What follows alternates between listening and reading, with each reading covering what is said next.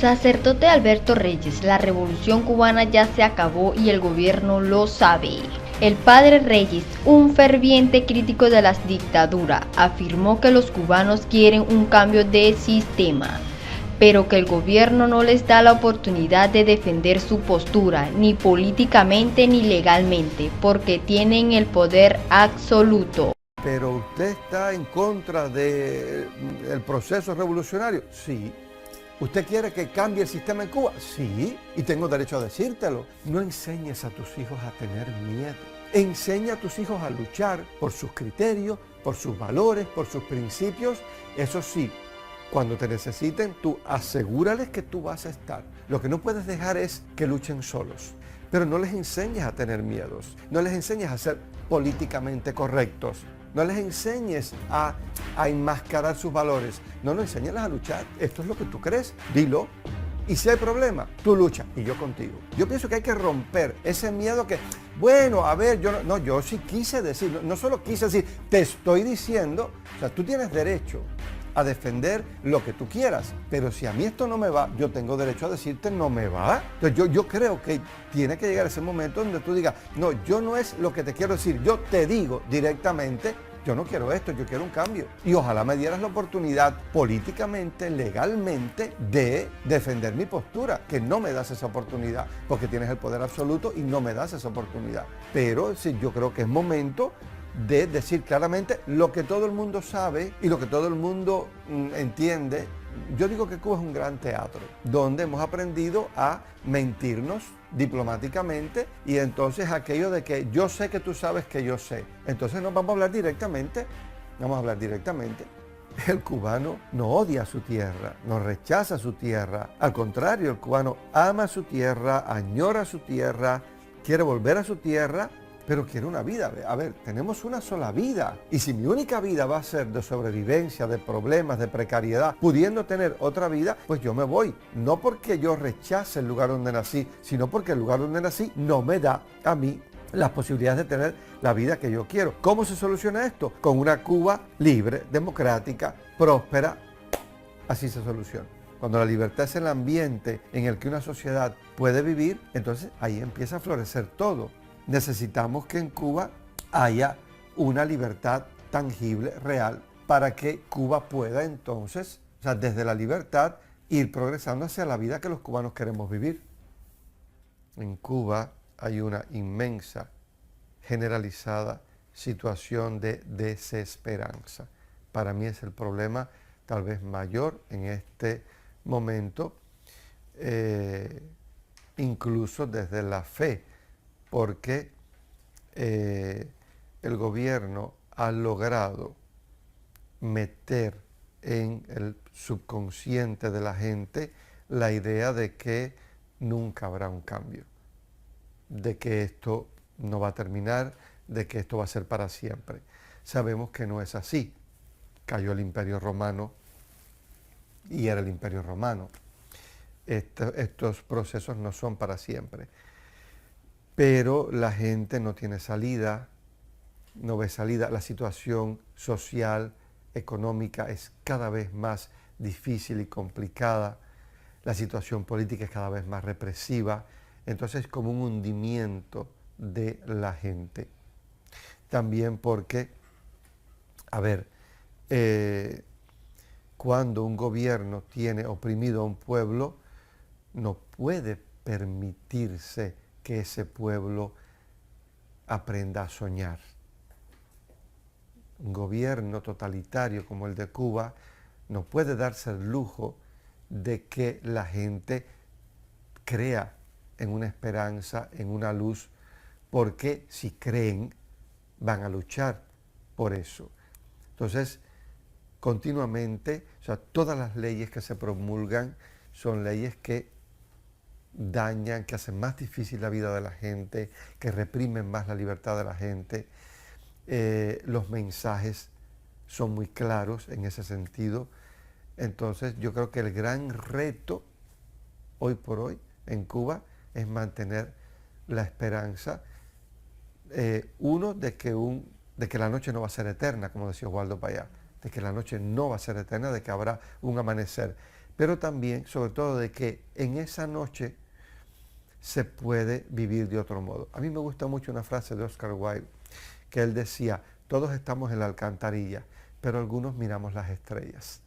Entonces, claro, yo creo que es importante no solo que la gente crea que el amanecer va a llegar un día, porque tiene que llegar, sino que mientras no llega, yo puedo mirar las estrellas.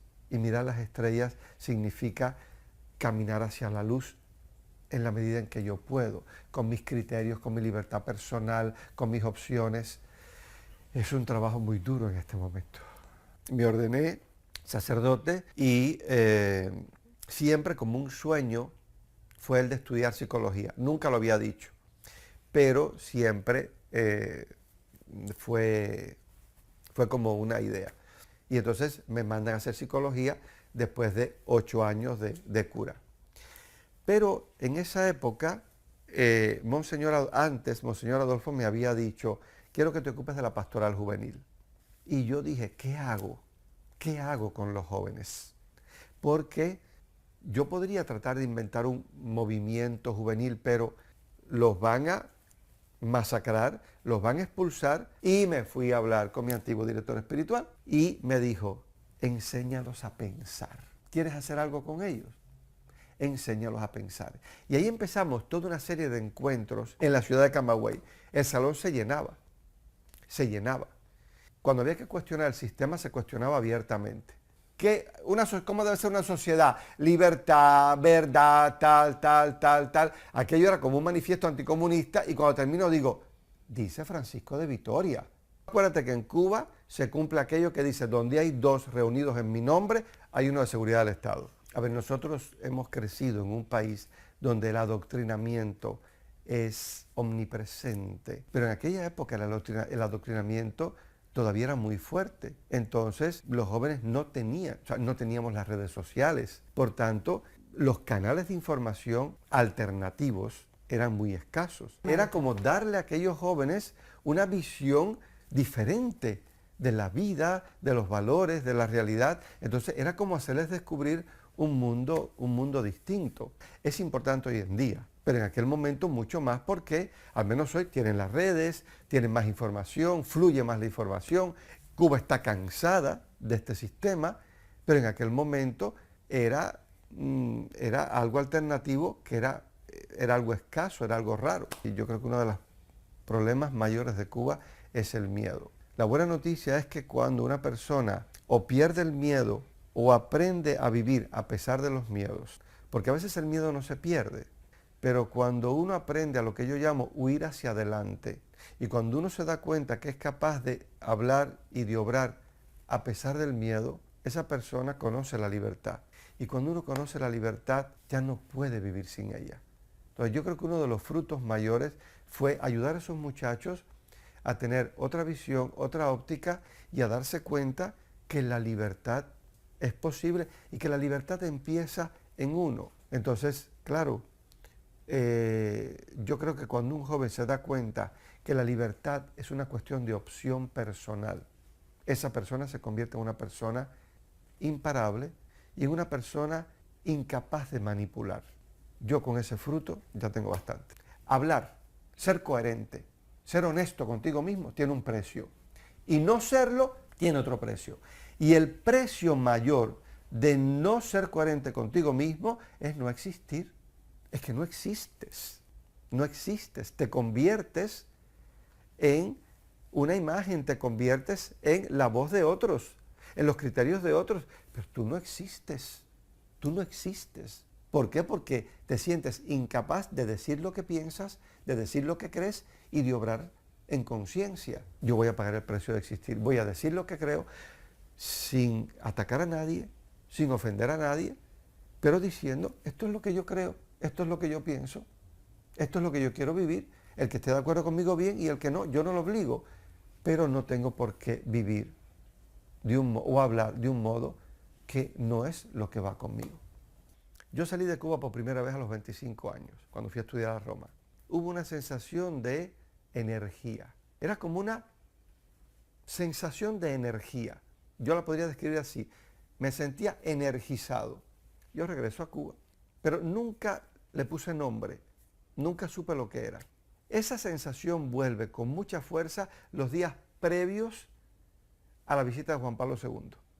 En el ambiente de la visita, todo lo que preparamos y tal, vuelve esa, y es cuando yo digo, es la libertad. Es la sensación de libertad. Esto es la libertad se siente. Creo que el 11 de julio fue el grito claro de queremos un cambio de sistema. Queremos otra realidad. Un grito que fue apagado a golpes y a cárcel. Entonces el gobierno puede impedir que la gente se manifieste, puede impedir que la gente tal vez salga a la calle el 15 de noviembre del año después del 11 de julio, Cuba amaneció militarizada. El gobierno puede impedir que la gente salga a la calle, pero no puede impedir que amemos la libertad, que añoremos la libertad. Y cuando se añora la libertad, esto es como el agua, que buscará por dónde salir. Buscará por dónde salir. La revolución cubana ya terminó. La revolución cubana está terminada. Ya se acabó. Y el gobierno lo sabe. El gobierno lo sabe. El gobierno sabe que ese proyecto de revolución cubana ya murió. No existe para la gente. El pueblo está a la espera de una oportunidad de dar un paso y vivir otra realidad. Entonces, claro, tú me puedes reprimir, tú me puedes impedir que yo salga de mi casa, pero no puedes impedir que yo ame la libertad y que yo siga esperando el momento de la libertad que llegará. Bueno amigos, esto ha sido todo por el día de hoy. No olviden suscribirse, darle like, compartir, activar la campanita y dejar su comentario.